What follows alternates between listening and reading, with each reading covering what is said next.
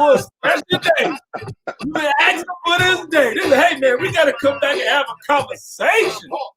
We gotta get some stuff off our chest, man. Hey, then I had to come back with a little daylight soul. Hope y'all can feel that. He said, ooh, ooh, ooh, ooh, ooh. Hey, we gotta talk about the Yankees. We gotta talk about the Cowgirls. We're gonna talk about the Giants and Steelers. We got a couple of conversations to get on, family. You can feel the energy. You can feel the hype, baby. We got a lot to talk about. I got my man T-Champ in the house. Mike couldn't join us today. He got to take care of the cadets. But hey, we're gonna have a conversation. We're gonna talk. Get it, baby. We want to hear what you got to say.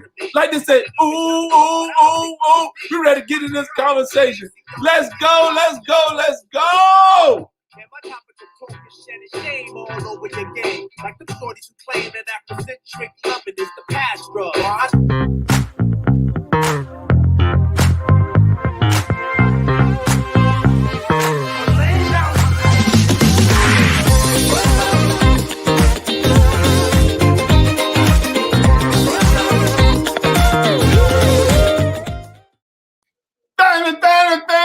We're back up in the house just for a special day. Hey, my man T-Chaz and D, man, we got to have a conversation, man. So much stuff has been going on, man. I've been feeding this conversation. I say, hey, T-Chaz, maybe, I'm probably not going to get because, work schedule changed. That's what we had to shut the show down, man. But, hey, we came back for this special day. Every now and then, we're going to just try to do a show, man. We get time. Say, welcome you guys. Able to chime in. Make sure you comment. Make sure you share. Make sure you get it out there. Still appreciate you guys. T-Champ, welcome back. How was your day, my brother? My brother, my day was excellent, excellent. Hey, this is a big weekend personally in the Shamley household. My firstborn turns 14 tomorrow. Oh, happy birthday. Man, thank you. So tomorrow it's all about him, with the exception of a couple of commitments and stuff like that. But then after that, it's all about him. So he's decided how he wants to celebrate. He's decided what we're going to eat.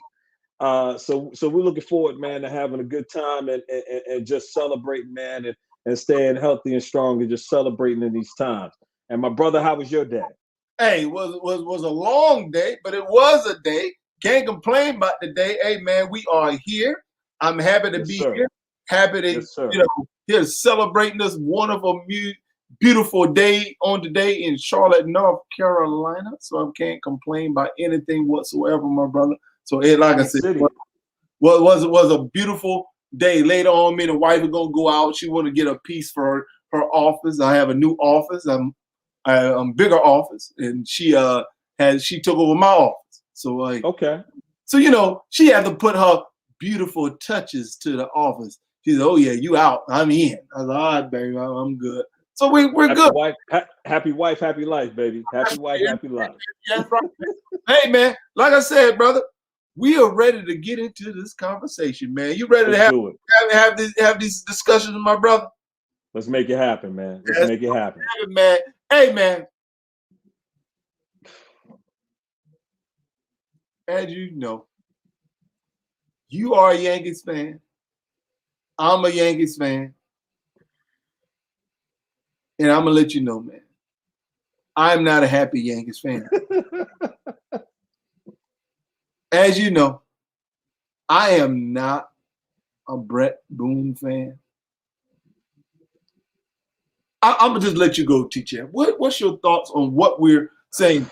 There we go, said it. Say it. What'd you say, my brother? What's up, Room Dog? Oh, my God. Man, let me tell you something, man. Let me tell you something, brother. Whew. Couple of things, man. Let me just kick this off. We are in trouble. Brother, let me tell you something, man. Making the playoffs, man, is going to be really, really, really tough, man. Okay? So let's just break down a couple of things, and then we're going to get into some of the causes. But this is the first point I want to hit you with. Okay, the teams that we're going up against that are ahead of us, right? We're not going to catch Toronto. All right, we're not going to catch Toronto, right? But they only have. I'm sorry, not Toronto. We're not going to catch Tampa Bay. So winning the division is out of there. but Yeah. all about the Toronto and Boston and these remaining schedules. So the teams that we're going to be playing against, our combined record against those teams is 22 wins and 30 losses. Okay. Boston, their remaining schedule, the teams they're playing they're 21 and 11 against those teams. Okay. And Toronto, the teams that they're going to play in the remaining schedule, they're going to be 20, they're 20 and 20 against those teams. Okay. So we in trouble, man. We in trouble. Odds against us. That's number one. Then you look at it's going to be unbelievable, man, that we might miss the playoffs because of our record against the Baltimore Orioles. The Baltimore Orioles had the worst record. I mean, the Baltimore Orioles are terrible, but when we play them, they play like they're the 1927 Yankees against us, man. It's unbelievable. Hey, Our record against the Orioles is 11-8. Boston's record, I'm sorry, you know what Tampa Bay's record is against the Baltimore Orioles, man, this year? 18-1, bro. 18-1. 18-1. Boston is 9-4 against the Orioles. So we are gonna miss the playoffs because of our record against the Baltimore Orioles. It's terrible. Against the Toronto Blue Jays, we're 6-10. Against the Boston Red Sox, our record is 6-10 for the season. So man, we got our work cut out for us, man. And I'm just disgusted by this year. And last night took the cake. I know we're gonna talk about my Giants, but man, we lost on 2 pass balls, bro. 2 pass balls, not 2 wild pitches. 2 pass balls where the catcher missed both of them, and they scored and they won the game. Baltimore Orioles won the game on that. So it's just terrible, man. It's just terrible. We're 1 strike away from winning that game. Guy gets a base hit, ties the game up, and then on a wild pitch, 2 wild pitches, they score. I've seen us lose it every other way. So my brother, we, like I kicked off, we are in trouble. Okay, we're in trouble. Who's the Yankees catcher? Who had this pass ball? Oh my God, Gary Sanchez is garbage, overrated. He's a bum. So he's a bum. I'm gonna let you know, to me, I saw the handwriting on the wall as it pertains as a Yankees fan. I saw this about 4 years ago when the Yankees made 2 critical mistakes. Allowing Gregorius, who used to be the Yankees shortstop, to go to Philly, and they continue to baby Sanchez, and they fire Girardi. Those 2 decisions has been critical to the Yankees' demise. Terrible. They have Torres, for which has been clear, a big mistake, thinking he can't even tie Didi's shoelaces. He's had 1 good season. The reason why you keep Didi, he's a left-handed bat hitting against that short porch. He's a much better defender and a much but the Yankees are so starstruck on hitting home runs versus getting a guy there who hits the ball, move back. He was more of a smart base. He hit the ball and do things from a smart perspective. You all caught up in the number of home runs. Who cares? I'm all about productivity. What are you doing on the bases? That has cost the Yankees big time. Yeah. And you look at a team like the Tampa Bay Rays. Yeah, man, they get it done. They're not hitting a bunch of home runs. They're not doing anything. Look at the stats up there, man. Cause baseball is a game of numbers, man. Look at our run differential, man. 638 runs we scored. When you have Gary Sanchez, Aaron Judge, DJ, Torres, man, we're having a horrible. I don't know what has happened to the Yankees hitting, okay? The pitching has been fairly decent. That's the thing that's kept them in there. But when they went on that 15-game winning streak, the margin, the differential was much higher. It's now come back down to earth. You know how many runs they scored last night against the Baltimore Orioles, man? 2 runs. 2 runs, man. 2 runs. We should be blowing the Baltimore Orioles out. Our record against the New York Mets is 2-4 this season. Against the Los Angeles Angels is 3-4. Like, you're not going to go to the playoffs when you're playing these bad teams and you're losing like that. You look at the Tampa Bay, their record against the Mets, they're 3-0 against the Mets this year, 9-7 against Toronto, 6-1 against the Angels. I mean, the numbers don't. That's one thing about baseball. Over the longevity of the season, the numbers don't lie, bro. The numbers don't lie, and you can't get out the way. Our bullpen is horrible. Chad Green is giving up 14 home runs, man.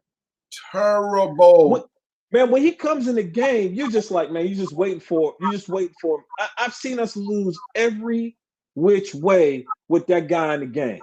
I've seen us lose 3-run leads. I've seen us lose 4-run leads.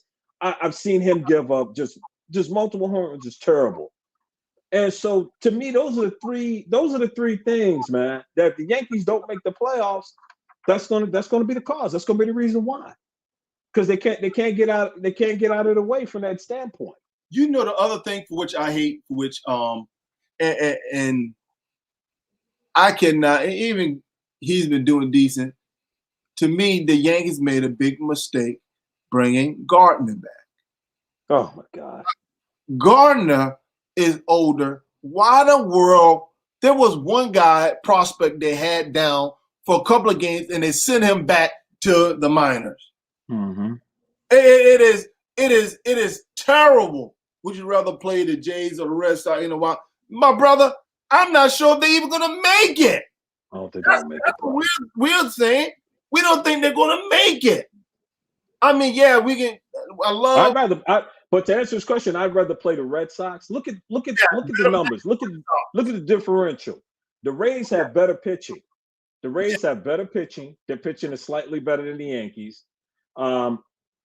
But I'd rather play Boston. Boston. Now if it's against the Jays, I'd rather play Boston. I think we match up better against Boston. You know, we were down with them for a little bit, then we kind of evened it up a little bit.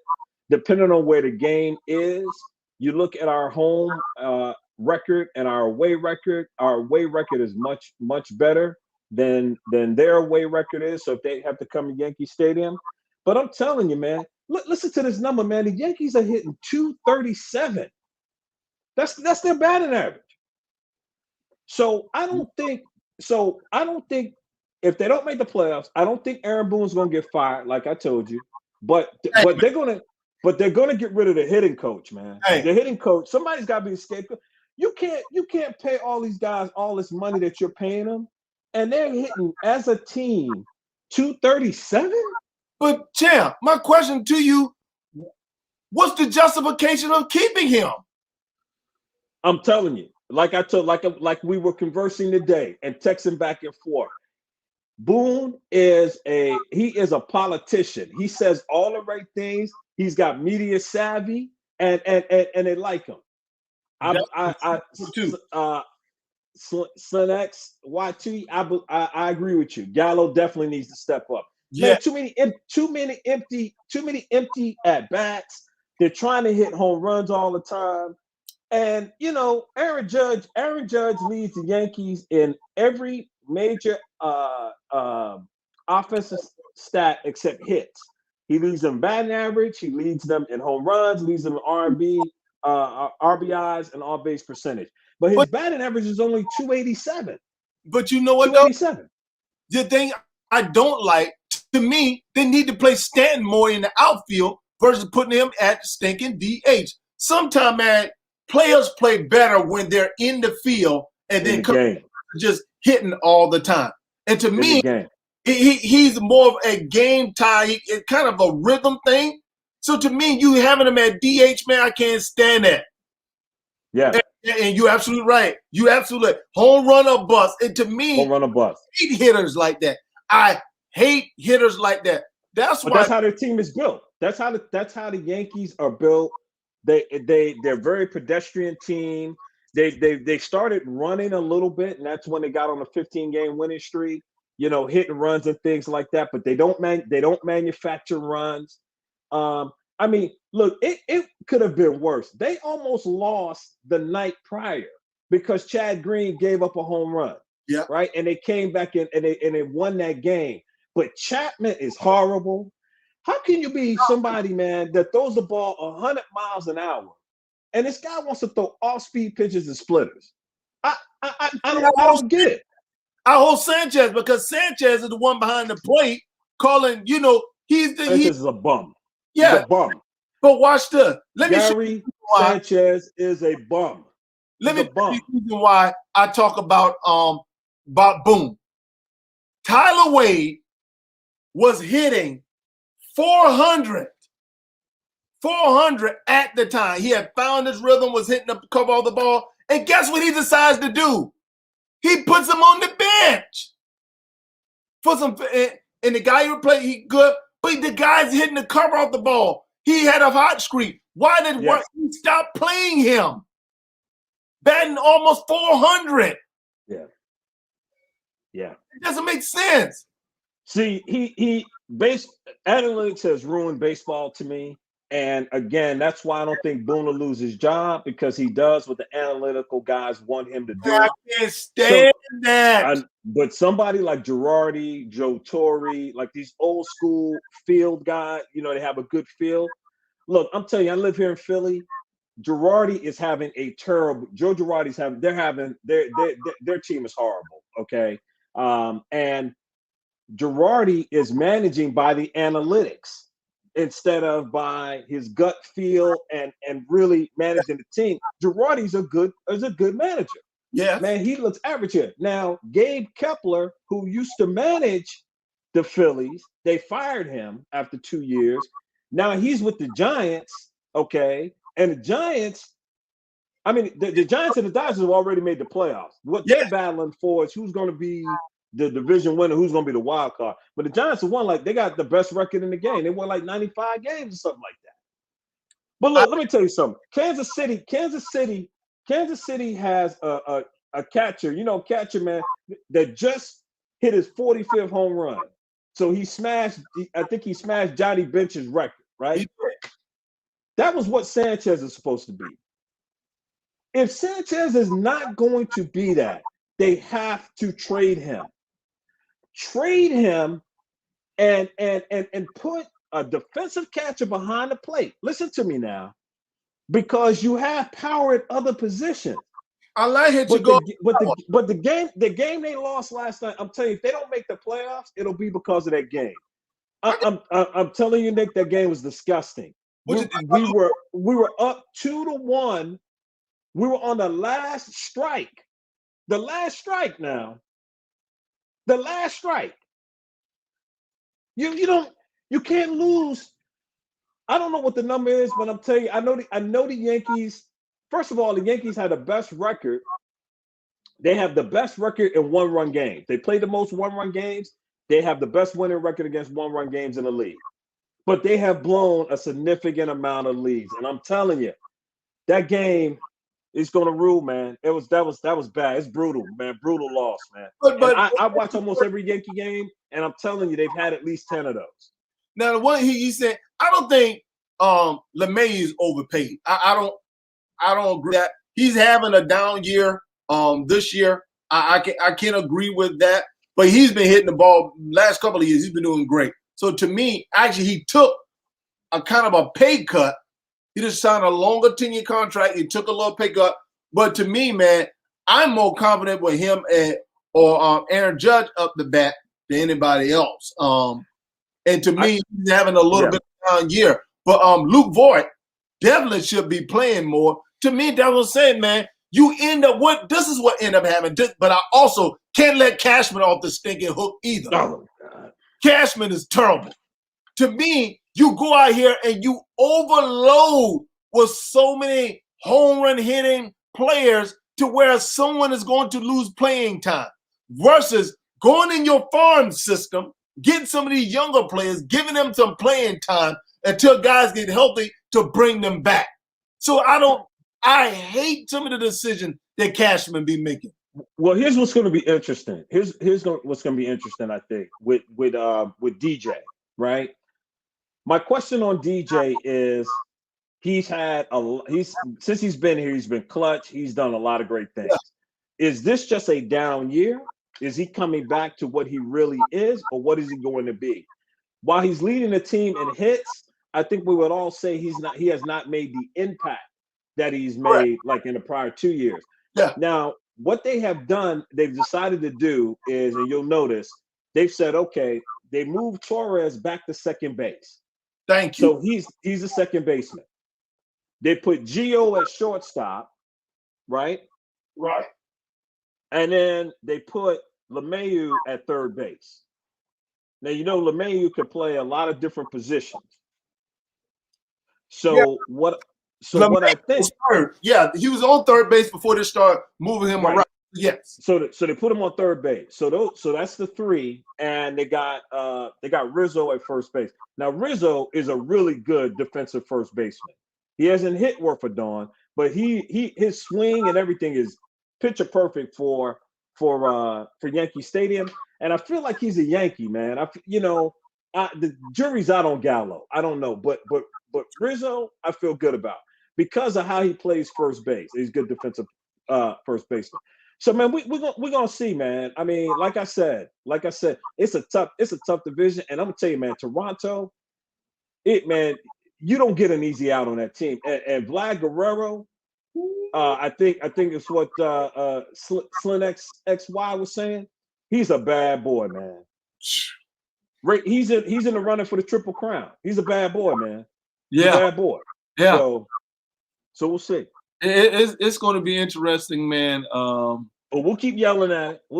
At it. This week is Nick. This week is going to be big, though, man, because the teams we play, like we play Texas, right? We got a winning record against them. We play Boston. We're 6-10 against them. We're 6-10 against 6 against Toronto, and we're 7-9 against Tampa Bay. That Tampa Bay is going to be hurt. I think that was really going to put a lot of pressure. Well, the problem is if Boston is ahead of you and you lose to them, right? That's bad. And Toronto, they literally have to sweep those. They literally have to sweep those series, man. Because Boston has an easy schedule. They play Baltimore, the Mets. They play Baltimore twice down the road, and they play the Washington Nationals. It's gonna be interesting. The thing I love about baseball, man, is the numbers, man. Numbers don't lie. Like you look at these numbers. You look at these numbers, right? And look at these teams, right? Look at these teams. Like you look at a team like the Seattle Mariners, right? Look at their record, right? Seattle's not that far away, right? Because look at their home record and look at their away record. The problem they have is their pitching. They've given up 65 more runs than they've scored, right? So you could say, man, if they fix a couple of things, they could be in the run. But you look at like the Twins, the Rangers, and look at the Orioles, man. See, again, let me tell you, if George Steinbrenner, here's what I agree with you. If George Steinbrenner was still alive, Boone would get fired. Because look at the Orioles record, man. Look at the Orioles record. The Orioles are 47-99. They're probably going to lose 100 games, maybe 110 games. They had a losing streak of like 21 games. They're 35 games out of first place, bro. It's absolutely inexcusable. Like I said, man, the game last night was disgusting. Now watch. So we'll see. Play the Rangers, Texas Rangers. They're at the bottom. So, but it's going to be interesting, man, to see what we do. All right, man. The new Haviland Lifelong Motor Oil works over the life of your vehicle. It combines the benefits of the high mileage formulation with the added wait to talk about this one.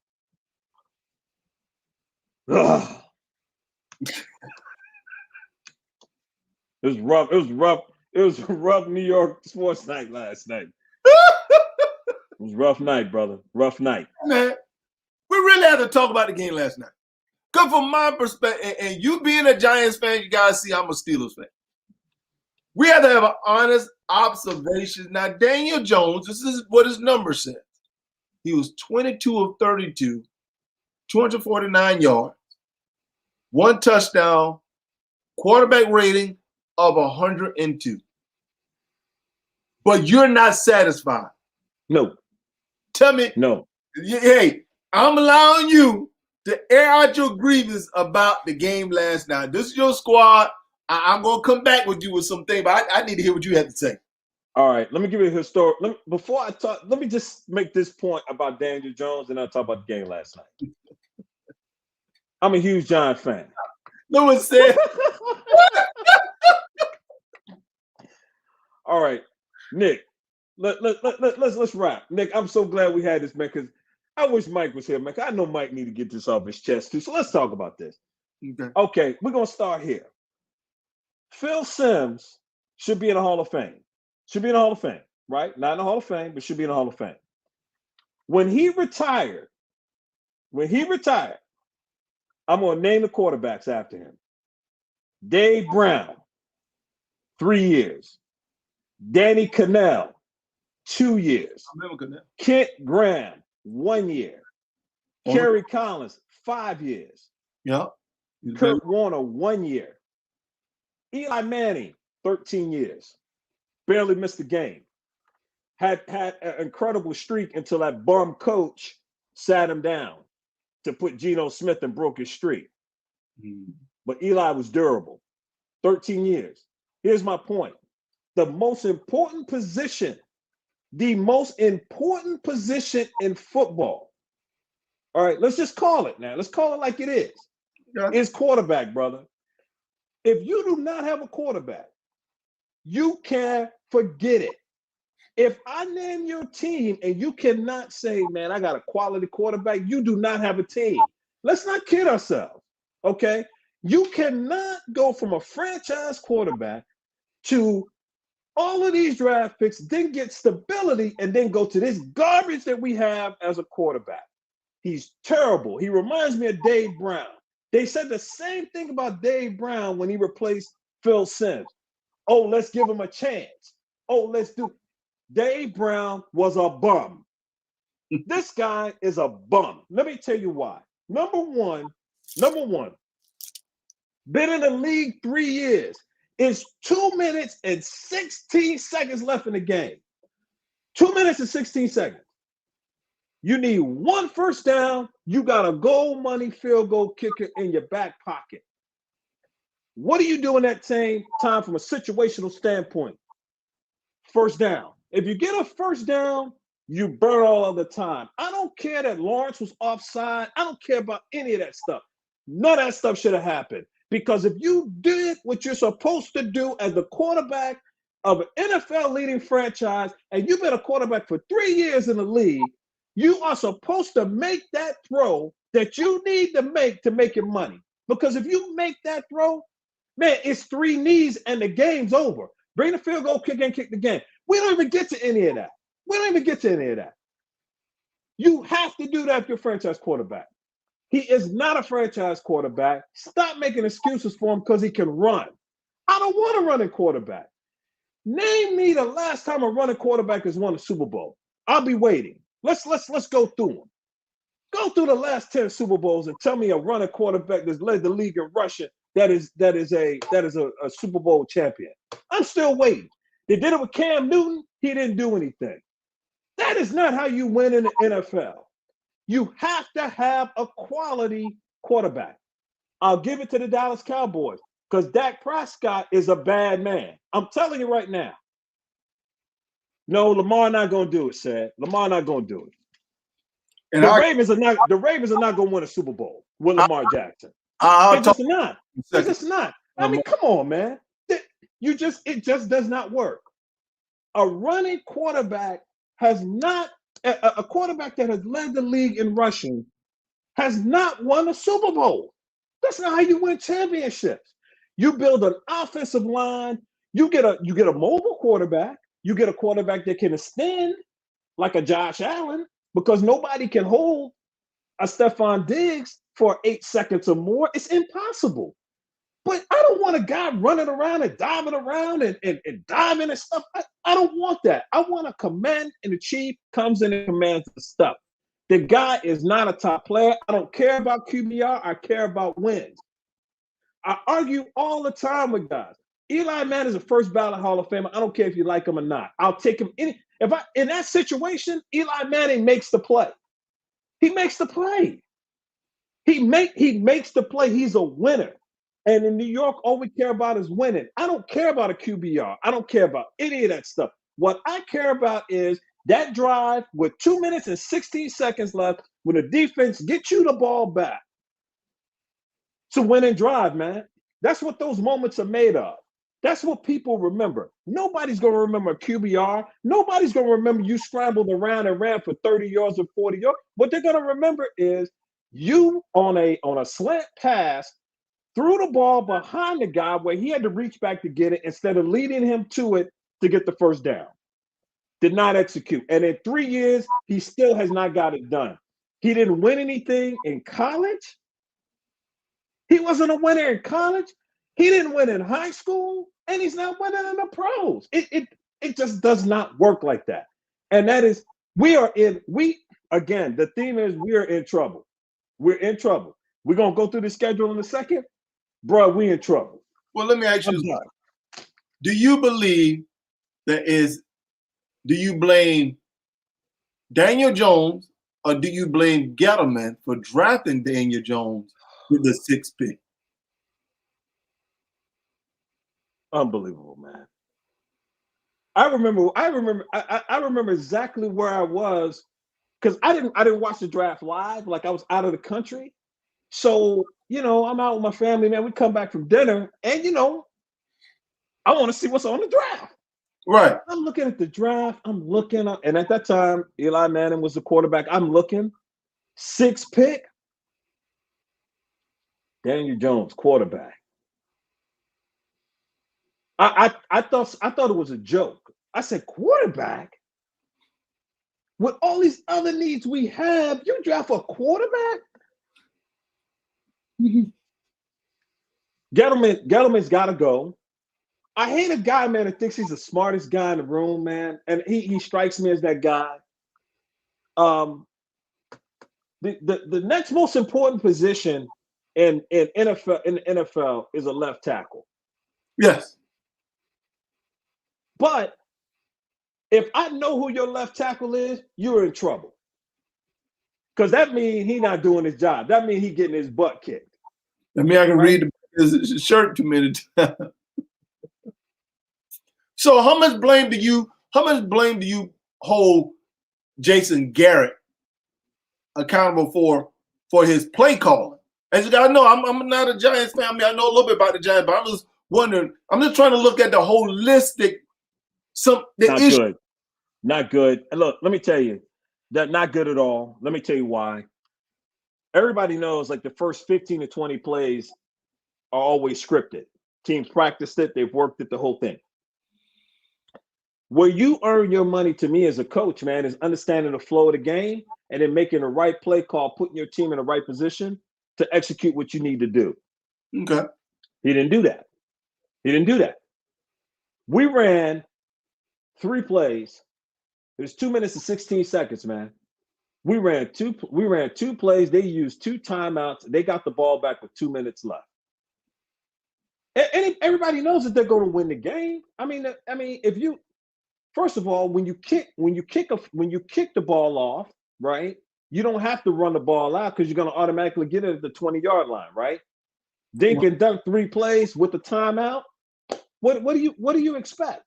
So, Jason Garrett hasn't changed his offense. It's just, how do you have and sign Galladay to all that money, man, and you don't get him the ball? He's a number one wide receiver. I'm forcing the ball to him. Like, why is he not getting the ball? Why is there not a play call for him to get him open? You just look at other teams and it seems like they can get there. We have too much offensive talent to be, this poor and where we are. I mean, you have Galladay, you have Shepard. We drafted a wide receiver as a number one draft pick. He hasn't even played. The Tony, the guy from Florida. We got a tight end who's like a wide receiver that's always hurt, right? We got a running back that's a great talent that is not 100%, it appears, and he won't hit the hole. We got an offensive line that can't get a push. See, a winning team, winning culture, again, situational football, 2 minutes and 16 seconds left, 10 yards, right? You tell your team, look, man, offensive line, we blowing these guys back. That's the game right there. You all the other stuff that happened afterwards, the guy jumping and all, it's not supposed to even happen. Tom Brady, let me ask you this. If Tom Brady had that ball, you think the Giants would have lost that game? Tom Brady was behind them? No, thank you, Sad. Thank you, Rumi. Tom Brady did something against Dallas, which goes to show you how he's thinking so far ahead in the game. Yeah, it really sets him apart from a lot of quarterbacks. Against, think about the goal range. He dropped back. Yeah, ordered to kill the clock, and the last 3 plays he threw the ball out of bounds to ensure Dallas did not have enough time to actually have an opportunity to drive the ball down the field. And so it validates your point to where Daniel Jones should have been thinking that far ahead, or somebody should have been in his ear saying, hey, man, we get a first down, this game is over because our field goal kicker he's hit the last 33 attempts he actually made. So we need to get a first down more than anything on one of these next 3 plays. So once we do that, we can really close this game out and come out with a victory. Yeah, exactly. So that's the difference in a quarterback getting done and a quarterback not getting it done. So it's good. So what I want to do, man, let's go down this list. We're going to go down your schedule. Then you tell me, win or loss, how many wins you think you're going to get? All right, right now you're 0-2. Atlanta Falcons. We're in trouble, man. We're in trouble. Atlanta Falcons. I give us a win on that. I give us a win. You got 1 win against New Orleans Saints. That's a loss, man. Dallas Cowboys. I'm calling board right now. Dallas. That's a loss. That's in Dallas. That's a loss, man. At Dallas. That's at Dallas. Yeah. It's a loss. It's a loss. So 1-4. Rams. It's a loss, man. 1-5. Carolina Panthers. That's a toss-up to me. Now, the reason why I give that a toss-up is the game is in the Meadowlands. But I'm telling you, man, they got Christian McCaffrey. I mean, and they got DJ Moore and they got Rob and Ronnie. Man, they got a squad. And Darnold. See, this is a perfect example. Now, Darnold with the Jets in that last week, he was killing the Jets, right? The Zach Wilson that replaced him was running for his life, man. Running for his life, bro. I mean, he said after that game, he felt like he got hit by a bus. Never been hit that hard. Got hit on every play. Darnold was good. Darnold, man, what he threw for about like 300 yards? Darnold was good. Good. All right. So that's a toss-up, man. But for all intents and purposes, I'm gonna give us a win. I'm gonna give us a win there. Okay. So that is 2 and 1, 2, 3. That's 2-5 so far. 2-5. Oh, 2-6. I'm sorry, 2-6. 2 and 6. Okay, 2 and 6. Kansas City Chiefs. Come on, man. Let's go. Next. 2 and 7. Let's go next, man. Come on, man. Raiders. Uh-huh. The Raiders. That's a loss, man. All right, 2-8. So I want to stop right there before you're about. You're 2-8 right now, based on your observation. Yeah. Do you believe your coach survives if you start off 2-8? Yeah, I think the coach will. I'm gonna tell you why I think the coach will survive. Okay. Two reasons. Number one, they play hard for him. Although they make mistakes, they're a bad team. They play hard for him. Number one. And Belichick, like Belichick was the guy that blessed this guy to get in this position. So yes. Second is they will be so bad. This is it for Daniel Jones. I'm telling you. Look, man, I'm a New Yorker. I don't care wherever I live in the world. I was born and raised in New York. I got you. We know sports, man. This guy is not a starting quarterback for the New York Giants, period. Okay? So look, he will be out. They will be terrible. They have high draft picks. He will get a chance to pick his quarterback. This is not his quarterback. Remember that. This is not his quarterback. Okay. Okay. Right. So this is his second year. Gettleman will get fired. They'll bring a GM in. And then Judge is on the clock. Judge then will really be on the clock because he'll have his quarterback. He'll be in the third year of his program and go from there. All right. That's 2-8. Tampa Bay, 2-9. Oh, come on. Philadelphia. That Philly game is at the Meadowlands. I'm giving us a win in that. So 3-9, Miami at Miami. Oh, man, that's a loss, bro. Yeah, 3-10. You got the Chargers. Oh, come on, man, that's a loss. 3-11 versus Dallas. Oh man, I gave it. Oh, that's a loss, bro. That's a loss. 3-12 at Philly. Oh, another loss, bro. 3-13 at Chicago.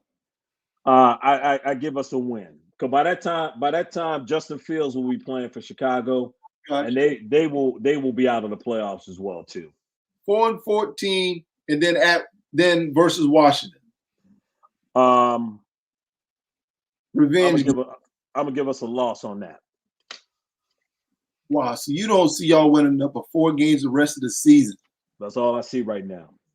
We need a dramatic turnaround, bro. I would love to be wrong, and I want all the Giant fans to slam me for that. I'm just being realistic, man. I'm telling you right now, it's bad, man. It's really. With this pressure. Hey, you can't believe on this one. Only thing you believe is that be bad, man. We're bad. Mike would be killing me right now. Mike would be killing me right now. I know Mike could probably be like, nah. Hey, look. I'm hoping for the best, but I'm preparing for the worst, bro. I got you, man. And you being really, hey, I can't dispute your analysis on that, man. Giants. We got a tough schedule, man. Look at that. That's a tough schedule, man. That is not an easy schedule. We played the NFC South. The only team I think we can match up with is Atlanta. You got New Orleans, Tampa, and Carolina. Yeah, that's a tough division, man. Then the AFC West, we got the Chargers, the Raiders. We lost to the Broncos. All right, man. No interest. All right. And we played the Rams. Did you see the Rams the other night? Did you see the Rams the other night against the Bears? Yeah, brother. Now we're gonna talk about my boys. I tell you what, man. People want to give. I was watching this show. Is Deacon Moats. One guy, man, he loved Ben Roethlisberger, man. And as you know, man, I am not a Ben Roethlisberger fan. I know. You know, I can't stand. But the one thing I can say that what Pittsburgh Steelers did against Buffalo, I like what they did.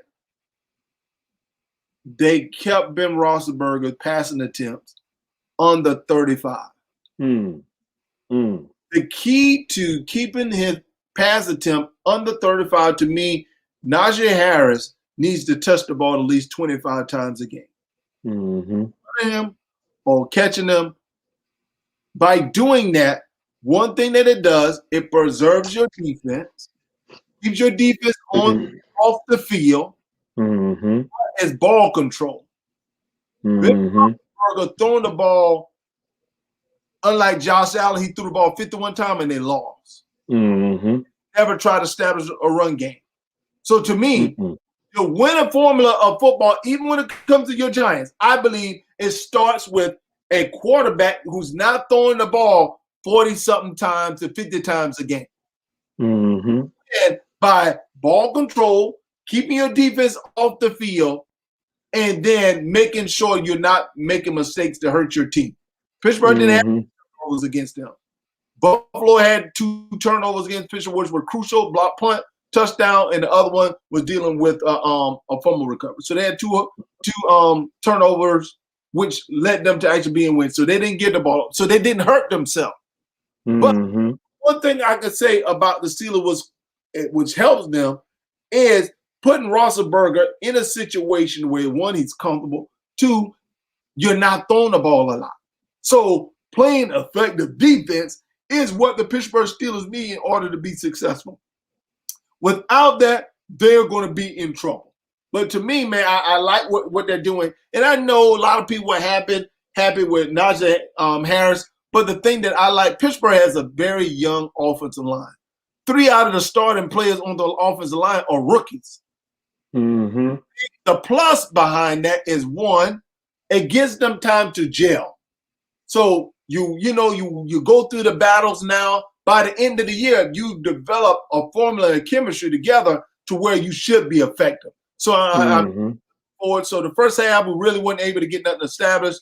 But to me, by the second half, I saw some things that I liked. The offensive line really, the defense played great. Pittsburgh actually sacked Josh Allen 3 times without blitzing. They did not call a blitz package. So that's good. And the one play that Pittsburgh picked up, man, I think is huge, is Ingram from the Chargers. Yeah. That was a huge pickup. That's a big pickup. Out of the University of South Carolina, played for the Chargers, picked them up. Now, Pittsburgh has a rotating system to where these 3 buck ends, Hightower, Watt, and Ingram, really keeps pressure on the quarterback. The quarterbacks, we got the guy from Seattle, Witherspoon. I believe is going to be an asset. He really didn't play. He learned the system. But Pittsburgh really, Bush is back, and we can keep him healthy. Trading for the guy from Jacksonville. Pittsburgh defense, man, is one of the best defenses, bro. Pittsburgh. I'm going to tell you what I'm so impressed by the Steelers and what I love, man, is y'all know how to draft, man. Oh, yeah. Yeah. Look at your wide receivers. Your wide receivers, them wide receivers not number 1 draft picks, man. No. Hey, Claypool, we have Juju Smith-Schuster, which I disagree with Pittsburgh bringing him back for another year. Get off that stinking TikTok and don't keep playing dog on football. Do you remember when I told you they re-signed him? You thought I was pranking you? Bruh, you know I was not happy with it. I was so mad, family. I was pranking you. Man, stop playing with me, man. I know you're not signing. I was so mad. And the reason why I say that, because we have Washington on our bench who can do what he's doing, and you don't have to pay him $7 million. Yeah. So to me, you don't bring him back. But it's a 1-year contract. It's a 1-year contract, though, right? It's 1 year, right? The reason why he did that is because he's looking for a big multi-year contract that no one willing to give him. So he came back to Pittsburgh on a 1-year deal, hoping that he would increase his numbers in order to get favorites to be able to get a long-term contract. But no one was going to give him $13, $14 million a year. He was looking for that big payday, and he didn't get it. You guys have too many options with Deontay Johnson and Claypool. You got too many options. Washington won't get a lot of targets. Yeah. So that's my thing. So to me, Pittsburgh is a good. To me, Pittsburgh needed to humble Ben Roethlisberger. And to me, man, as I told someone, Ben Roethlisberger had Antonio Brown, Le'Veon Bell, one of the better offensive line, had a good defense, and you did not win that one Super Bowl with arguably the best wide receiver and the best running back. And you also had Antonio Bryant, who was a bad boy coming out of Clemson. You had the total package, and you did not even get to an AFC championship game with all of that firepower. Mm-hmm. That says a lot about this quarterback who could not get the job done. Yeah. I'm not a Ben Roethlisberger fan because of the fact that he thinks about himself more than he actually thinks about his team. They said that you got rid of Ty Haley, but with Haley, you threw the ball for 5,000 yards. Bell ran the ball for over 1,200 yards, and you got rid of him. Why? Yeah. To me, when the Pittsburgh Steelers were at their best, when they were doing ball control offense and playing good defense. Yeah. Now it seems like we're trying to go back to that. Stop trying to throw the ball 40 and 50 times a game. The ball control, take your time. To me, I like what Cleveland is doing. You have Najee Harris. You have other players. I don't want to wear out Najee Harris to when the playoff time comes. Now he's all worn out. Yeah. I agree. Look, see, I agree with you 100%. AB and Bell was trying to tell us. And it's the truth. Again, it begins and ends with your quarterback. Yeah. Like in the NFL, it's about the owner, the head coach, and the quarterback. They all have to be in line, right? Because that's where that's where the communication is. And when that quarterback gets out of line, that quarterback doesn't deliver, the owner's not going anywhere. If the head coach is, like a Tomlin or somebody with a really strong reputation, they're going to stay there. Yeah. So what's the easiest thing to do is change the quarterback. Get rid of quarterback, right? And those guys got to have confidence, man, that you got to win. Like you look at the other night, look at that Redskins game, man. Those guys believe in Heineke or however you pronounce his last name. Yeah. Right. The Washington football team. I know Ronnie Cole going crazy, man. That dude, they believe in that guy. But watch this, and we'll get into it a little bit later. Washington, in order for Washington, this is the thing that Washington has to be careful with. I know we're going to talk about them. They're going to mess around and miss out on a golden opportunity with the defense that they had. Oh, everyone knows Fitzpatrick is not going to get Washington to the promised land. So to me, I would have did everything I could, whatever team, like I would have gave Houston, Texas, whatever they asked for and got Deshaun Watkins down in Washington. Because you missed your window of opportunity of that defense. Man, them jokers had a great defensive front. Hey. I guess I think he talked about Haskins. Y'all need to go ahead and play Haskins. But you know what though? I like Haskins.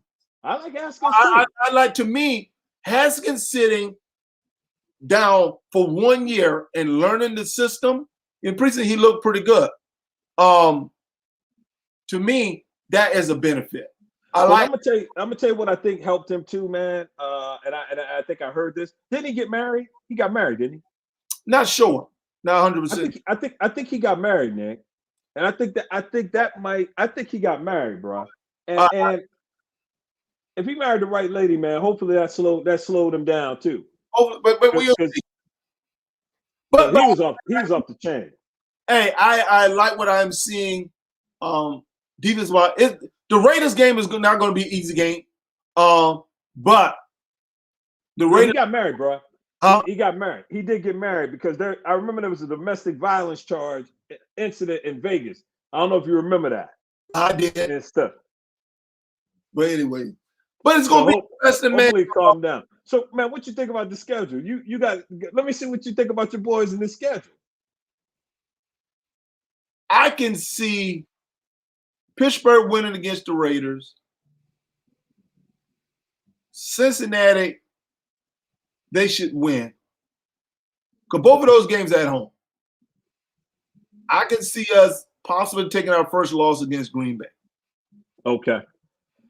Denver. So you think the Green Bay game against the Saints was an aberration, or do you think that that they're gonna get it together? I think Rodgers is ready to get out of Green Bay. Mm-hmm. His response to the loss lets me know that really he really is even killed on whatever decision that they made. So, Denver, we should beat Denver. So at that time, we should beat Denver 1, 2, 3, 4-1. The Seattle game is going to be a tough one. That's really so you play them at home. It's primetime game at home. Only because we're playing at home. I'll take 5-1. 1, 2. Yeah, that's 5-1. I'm keeping track. I'll keep a track. Go ahead. Just call them out. Cleveland Browns at Cleveland. I give us a 1 on the chin. We'll lose to Cleveland the first time. Coming off a bye week? Well, that's a good point. You coming off a bye week? Yeah, we will win that game. 6-1. All right, so you think you'll win that game? Okay. And you good point. I didn't catch that. 7-1 we'll beat Chicago. 8-1 we'll beat Detroit.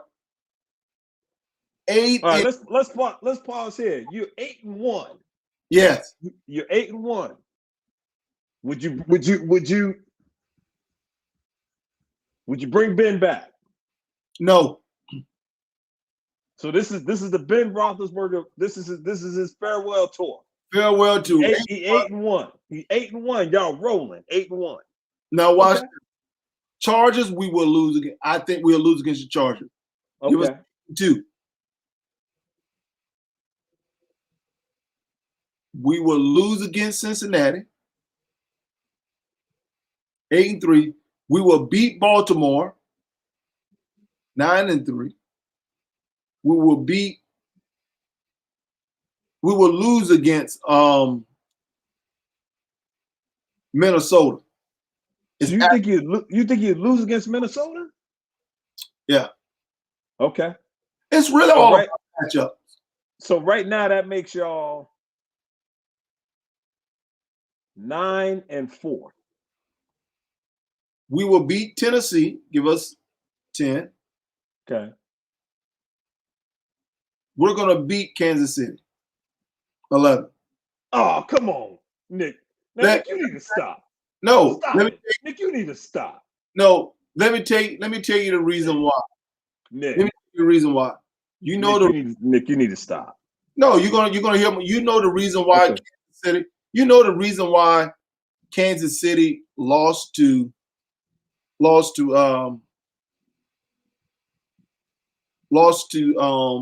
Tampa Bay. Understand, Kansas City should have lost they should have lost. Yeah. Offensive line. They should have lost against Cleveland last week. Cleveland had them beat. If the kicker doesn't bobble the punt, yeah, Cleveland wins. Yeah. Pittsburgh has enough pressure from the defensive front and they proved it last week to where they don't have to blitz. Okay. So now what that also does, it put pressure on Patrick Mahomes, but it allows us to where we can run a scheme to where we can help out in other areas based on our fronts able to get enough pressure on the quarterback. Now we're having the blitz, that changes the game because that opens the field up too. I'll be surprised if they don't flex that into a primetime game. Yeah. The night after Christmas. Yeah. Day after Christmas. So at that time, what do you have? Pittsburgh right now with win against Kansas City. I got Pittsburgh right now. You going in 11-4. 11-4. We will beat Cleveland. 12-5, 12-4, and last game we'll lose against Baltimore. Okay. I can see Pittsburgh. So you're seeing 12. So you're seeing 12-5. Right. Pittsburgh will win between 11 and 12 games this year, give or take. It's gonna be interesting, man, because you got three great teams. You got Pittsburgh. Man, it's the hardest division. You got Pittsburgh, Baltimore, and Cleveland, and Cincinnati. Cincinnati is on the up and coming, man. Now watch this. Baltimore Ravens will not make the playoffs this year. So that's your prediction. Want to know the reason? Right. You need. I'm writing this down. I'm writing this down. Want to know the reason why? On September 17th, Nick's prediction is Baltimore will not make the playoffs. Okay. You want to know the reason why? Why? One, you saw the reason. You saw the other night why Pittsburgh let Villanueva go. Mm-hmm. Lamar Jackson is going to be running for his life based on he don't have nobody to protect him.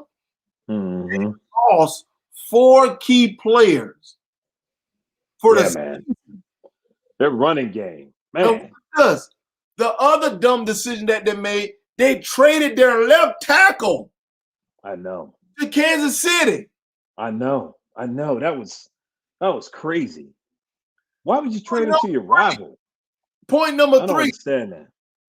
I don't see what Lamar Jackson has improved in the passing game that takes him to another level. If you cannot make a completion out in the flat, that's a problem. Lamar Jackson relied too much on his arm versus stepping into his throws and making a completion. Mm-hmm. He relied too much. You have a strong arm, but your fundamentals in throwing the ball and mechanics are terrible. Mm-hmm. Yeah. No, because the reason why is not the running back, it's the offensive line. I don't care who you put back there. That offensive line is tough. Their offensive line is about just as bad as the Giants. I'm surprised they let the offensive line get that bad because that's a strength of theirs. Yeah. So remember when they had Ingram. Yeah. Who was the other running back? They had Ingram. They had a 3-headed monster. The guy who Jackson and So that's the reason why I believe Pittsburgh is going to win the division. I believe Baltimore is going to be down there with Cincinnati. Baltimore is going to have a rough year this year based on them not being able to protect Lamar. And to me, you don't have a tall wide receiver. See, Jackson is not an accurate throwing quarterback, but he throws the area, and you need a tall wide receiver that's going to help him out. And they got a tough game. They got Kansas City. Kansas City. That's so. Is the game in Kansas City? I'm not sure. I have to pull up and see. Yeah. So that's good. Okay. All right, man. Yeah, the game's in Baltimore. The game's at home in Baltimore. Hey, man, we got to talk about this, man. I thought Riri gonna be here. And I know Sid got a lot to say about these girls. Those of you out there, man, I know you're all the cowgirl fans. You can comment, whatever. We can talk about this, man. We really have to get into this, and I'm going to be an honest critic. I like Dak. I really like Dak Prescott as a football player. What it does on and off the field, I like that. Now, the thing about Dallas that said I don't think they're scary. This is the reason why. If Dallas don't stop and realizing that throwing the ball 45, 50 times a game is not the answer to success, they're not going to be successful. Over the past 4 years, Dak Prescott passing attempt from his rookie year to now has gone up, and Ezekiel Elliott carries have gone down. Ezekiel Elliott used to carry the ball 25 times a game. Against last week, Ezekiel Elliott only ran the ball 11 times.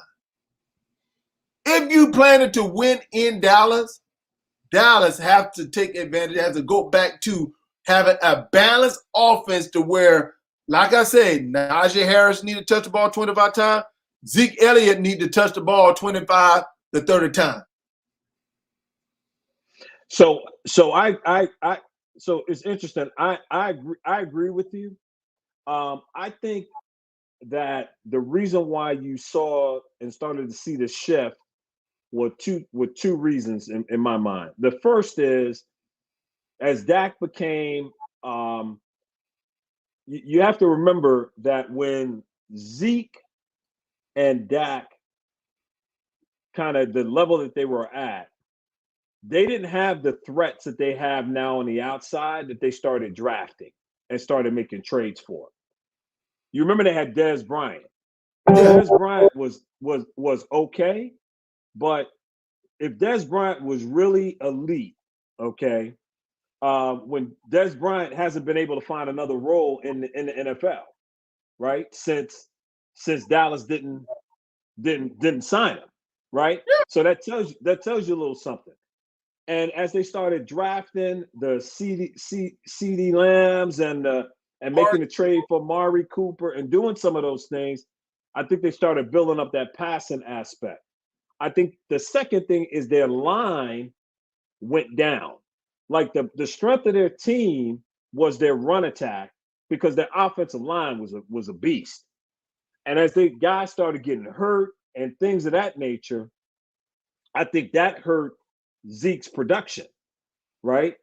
And when you look at the Tampa Bay game, I don't think their game plan, because Tampa Bay has the best run defense in the league.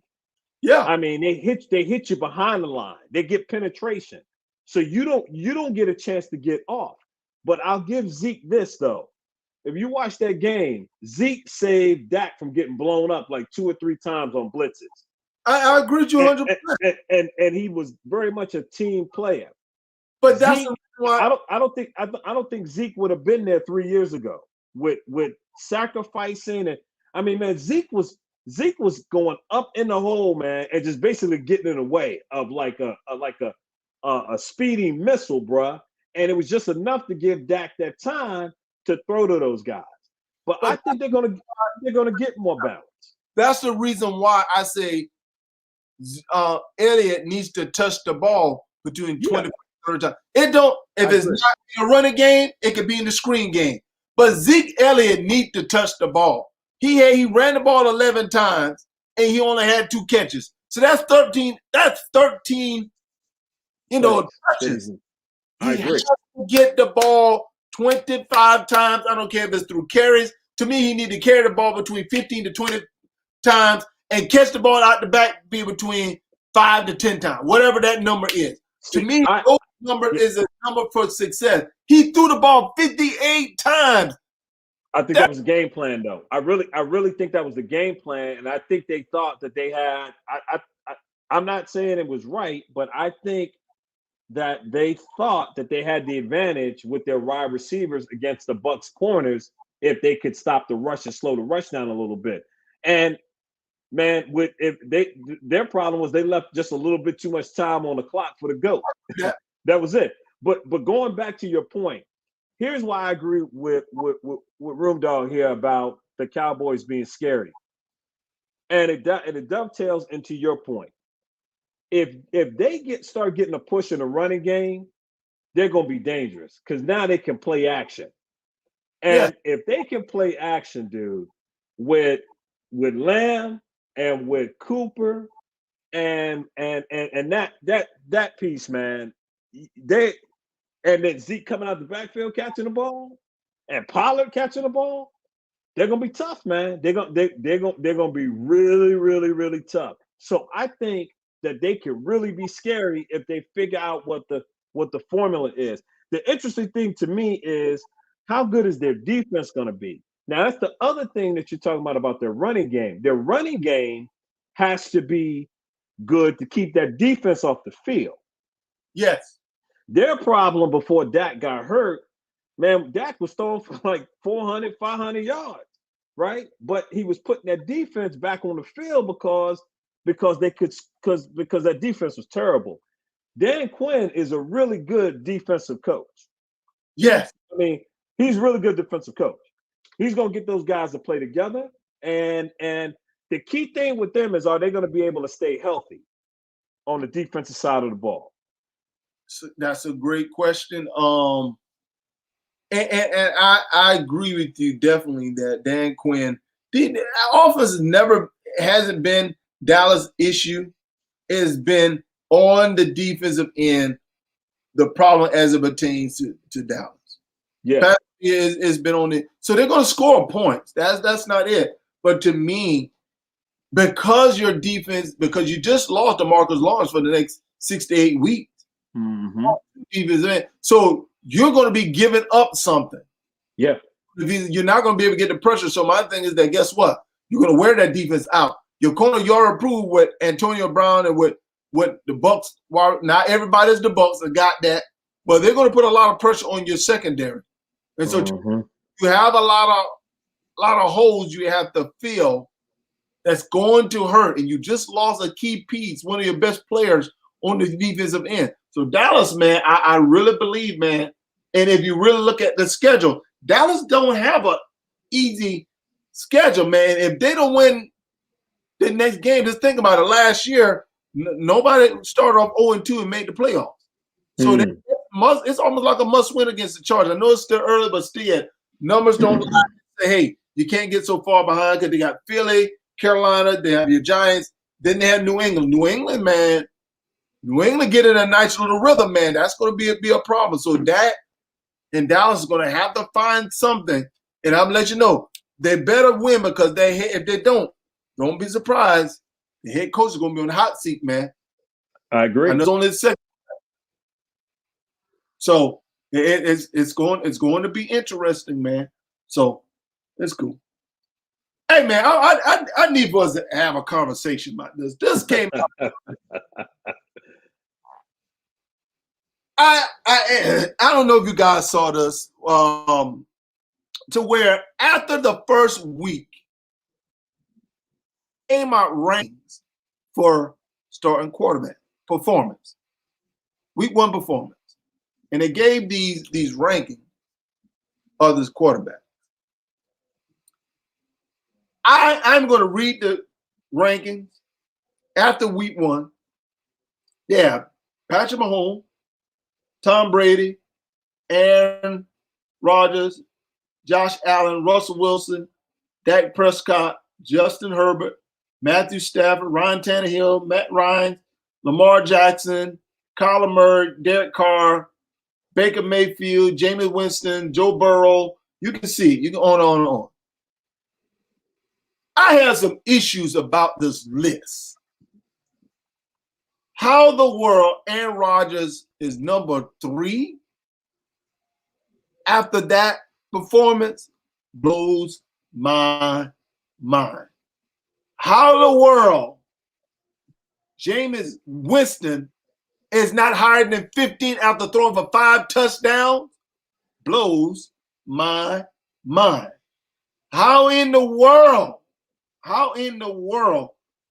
Dak Prescott isn't higher than 6 after the performance blows my mind. Ryan Tannehill did not look good. So I'm like, okay, to me, that's a good ranking for Ben Roethlisberger because of the fact he really didn't do nothing to the second half anyway. He didn't turn the ball over. Garoppolo numbers was just okay. But Baker Mayfield did not perform after the first week. If you're going by just only the first week, he did not look better than, I can say, Ben Roethlisberger. Ben Roethlisberger didn't cause his team to win. Baker Mayfield did. So how in the world you have ahead of Matthew Stafford look very good after week 1. Stafford numbers should be high. Josh Allen, okay, you threw the ball 51 times, but guess what? You didn't lead your team to victory. He should be going down. So to me, man, this ranking, right? How the world Jalen Hurts, even though they played Atlanta, is not ranked higher than what he's ranked. So I really have, and this is the kicker. How the world Tyrod Taylor is not ranked. You got Tyrod Taylor, man, like 27. After that performance, really? Really? Tyrod Taylor, Teddy Bridgewater, Sam Darnold, and Tyrod Taylor. I'm not saying that they would be top 10, but they're in the top 15. Man, yes, all those players, Tyrod Taylor, like I said, a lot of these players, this ranking, I would like to know, how did they come up with this ranking?